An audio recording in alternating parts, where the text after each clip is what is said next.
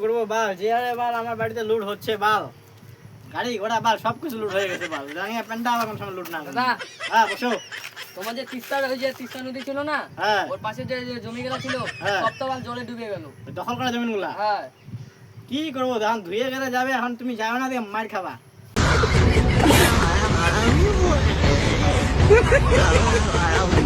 এমনি অবস্থা খুব খারাপ। আমি শুনলাম তোমার গাড়িগুলো নাকি নিয়ে গেছে। গাড়িগুলাও নিয়ে যাচ্ছে, যে যেদিকে পাচ্ছে আমার গাড়ি টাড়ি সব নিয়ে যাচ্ছে, মানে আমি উইকেট পড়ে গেছে না, আমার আর কোনো দামে নেই এখন। এবার কি হবে দাদা রাজনীতিতে? কি করবো আর, দেখিতে দেখিতে মুই গাবুর হনো, এইবার মুই ভোর উঠানো।